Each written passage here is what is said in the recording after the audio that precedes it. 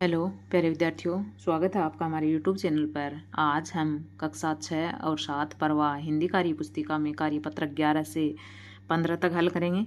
तो चलो आइए देखते हैं। कार्यपत्र 11 में दक्षता है व्यवहारिक व्याकरण। शब्द समूह में शब्दों के अर्थ को समझ पाना। पहला, दिए गए शब्द समूह में अलग अर्थ वाले शब्द पर गोला लगाइए। देखो, दिन, वार, रात, दिवस। तो दिन, वार और दिवस तो आपस में पर्यायवाची हैं और रात अलग है। आग, अनल, अग्नि, ये तो तीनों पर्यायवाची हैं, मसाल अलग है। दोस्त, बंधु, साथी, ये तीनों पर्यायवाची हैं, दुश्मन अलग है। नेत्र, नयन, आँख, ये तीनों पर्यायवाची हैं, पलक अलग है। पवन, वायु, हवा, ये तीनों पर्यायवाची हैं, तूफान अलग है। दिए गए शब्दों के तीन तीन अर्थ यानी पर्यायवाची लिखिए। जैसे गृह का है घर, आलय और निवास।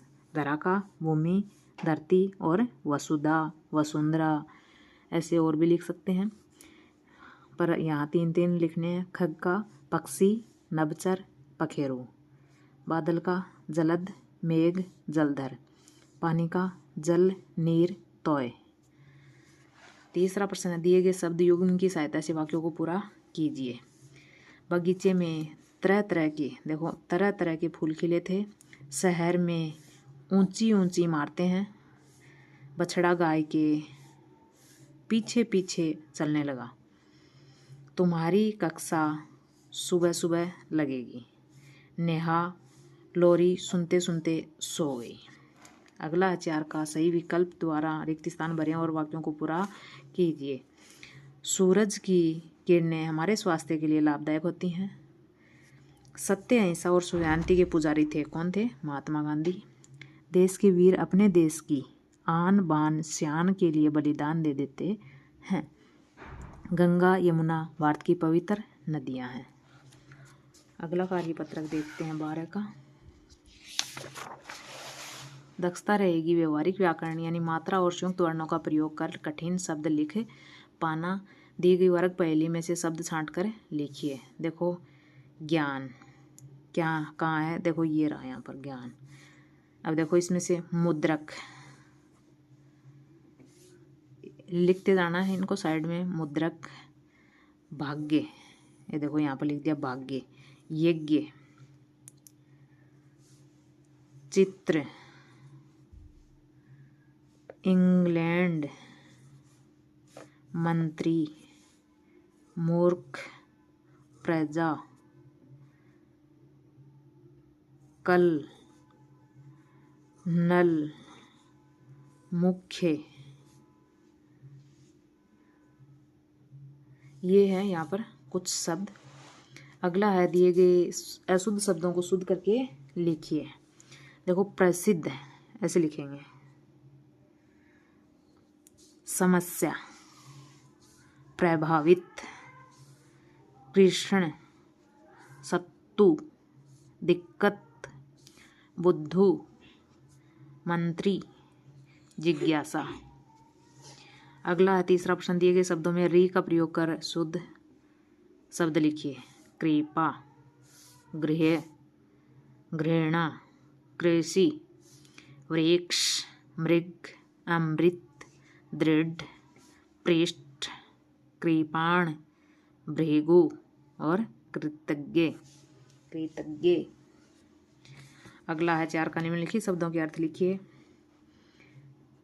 मुख्यालय, प्रधान कार्यालय होता है जिसको मुख्यालय बोलते हैं। परीक्षा यानी इम्तिहान। ग्रामीण यानी ग्रामवासी या देहाती भी बोलते हैं। दुर्गम, जहाँ पहुँचना कठिन हो। गंतव्य यानी लक्ष्य। अदृश्य, जो दिखाई ना दे या अज्ञात। विस्तृत यानी विस्तार वाला। महत्वपूर्ण, आवश्यक। पर्यटक, भ्रमणशील या जो भ्रमण करता हो। अगला है 5 का प्रश्न, रेफ और रकार लगाकर वाक्यों शब्दों को शुद्ध करके लिखिए। ग्रहण, श्रित, शर्त, वक्र, सूर्य, ग्रमी, वृत्त, प्रतीक्षा, ड्रामा, प्रयास। देखो, ग्रहण, शर्त, वक्र, सूर्य, गर्मी, व्रत, प्रतीक्षा, ड्रामा और प्रयास। अगला कार्यपत्रक देखते हैं 13 का। दक्षता रहेगी व्यवहारिक व्याकरण यानी संदर्भ में संज्ञा शब्दों को लिखे पाना। निम्नलिखित वाक्यों को कोष्टक में दिए गए शब्दों के आधार पर पूरा कीजिए। मुझे उसकी बहादुरी पर गर्व है। नम्रता मनुष्य का सबसे बड़ा गुण है। नम्र से क्या बन गया? नम्रता मनुष्य का सबसे बड़ा गुण है। दोनों भाई पढ़ने लिखने में मेहनती हैं। ईमान से ईमानदारी जीवन में दृढ़ता लाती है। यह काम मैं सहजता से कर लूँगी। बादलों की गर्जन सुनकर मोर नाचने लगा। संज्ञा का संदर्भ शब्द समझकर वाक्य में प्रयोग कीजिए। देखो, तालाब में उगता है क्या? कमल। गंगा नदी हिमालय से निकलती है। अंगूर में कड़वाहट होती है। दिल्ली की प्रसिद्ध इमारत है क्या? ताजमहल तो आगरा में है, तो कुतुब मीनार दिल्ली की प्रसिद्ध इमारत है। अगला है, दी गई व्यक्तिवाचक, जातिवाचक और भाववाचक संज्ञा शब्दों से वाक्य बनाइए। गंगा गंगा गंगोत्री से निकलती है। व्यक्तिवाचक संज्ञा। फुटबॉल, मुझे फुटबॉल खेलना बहुत पसंद है। जापान, जापान के लोग विज्ञान के क्षेत्र में बहुत आगे हैं। जातिवाचक संज्ञा, जैसे शहर है यहाँ पर, इंदौर साफ सुथरा शहर है। बगीचा, यह गुलाब के फूलों का बगीचा है। लड़के, गली में लड़के खेल रहे हैं। अगला है भाववाचक संज्ञा। भाव प्रकट हो रहा है। खुशी, मयंक खुशी के मारे फूला न समाया, तो यहाँ खुशी का भाव है। खुशी के मारे फूला न समाया। सर्दी, किरण सर्दी के कारण कांपने लगी। और बचपन, राज बचपन में बहुत शरारती था, तो ये भाव है, भाववाचक संज्ञा है। अगला कार्यपत्रक देखते हैं 14 का। दक्षता रहेगी वाक्य निर्माण कर पाना। पहला प्रश्न है, दिए गए वाक्यों को सही क्रम में लिखिए। देखो, परिधि पढ़ती कविता है, यानी इनका रीअरेंज करना है, क्रम से लिखना है। परिधि कविता पढ़ती है। रानी बस से बाड़मेर जाती है। रेलगाड़ी का सफ़र सुहाना होता है। घड़साना में बहुत अनाज होता है। अंशी 29 जून को जन्म दिवस मनाती है। दूसरा, नीचे दिए गए वाक्यों में स्थिति समझकर उसके बाद होने वाली संभावित घटना से मिलान कीजिए। पुष्पा स्वच्छता को अपनाती है, वह स्वस्थ रहती है। ताराचंद विद्यालय बहुत कम आता है, वह अनुत्तीर्ण हो जाएगा। कम आता तो क्या हो जाएगा? अनुत्तीर्ण हो जाएगा, फेल हो जाएगा। ममता अपनी बच्ची को घर पर भी पढ़ाती है, इसलिए वह पढ़ने में होशियार है। राजा प्रजा को बिना वजह दंडित करता है, तो जनता तख्ता पलट करेगी।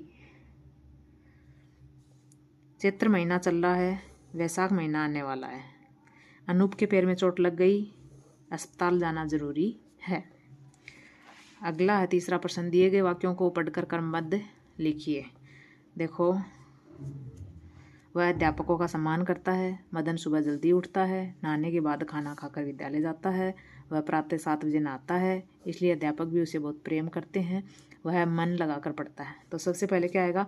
मदन सुबह जल्दी उठता है, वह प्रातः 7 बजे नहाता है, नहाने के बाद खाना खाकर विद्यालय जाता है, वह मन लगाकर पढ़ता है,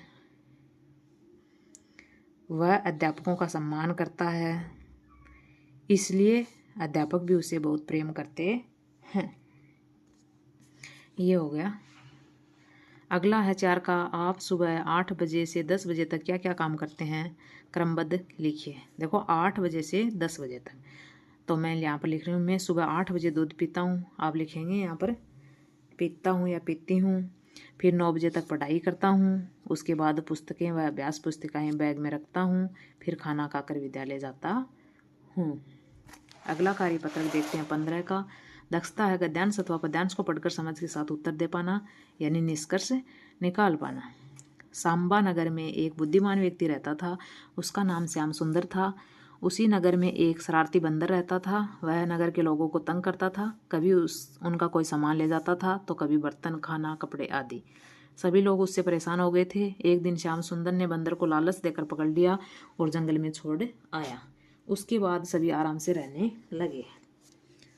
अब नीचे प्रश्न दिए हैं, ऊपर दी गई कहानी को पढ़कर प्रश्नों के उत्तर दीजिए। नगर में एक बंदर रहता था, किसने? सांबा नगर में। सभी बंदर से परेशान थे। दूसरा प्रश्न है, नीचे दिए गए शब्दों में से उचित शब्दों का प्रयोग करके रिक्त स्थान भरिए। सामने की बेल में अंगूर लगे हैं। आम तो पेड़ पर लगते हैं, बेल पर क्या लगते हैं? अंगूर। धरती तवे की तरह तप रही है। सभी डिब्बों पर एक जैसा निशान है। लोमड़ी चतुर जानवर है। बुद्धिमान व्यक्ति का क्या नाम था? तो बुद्धिमान व्यक्ति का श्याम सुंदर नाम था। अगला, श्याम सुंदर ने बंदर को कैसे पकड़ा? लालच देकर। श्याम सुंदर ने बंदर को लालच देकर पकड़ा। सभी आराम से कब रहने लगे? जब बंदर को जंगल में छोड़ दिया गया तब सभी आराम से रहने लगे।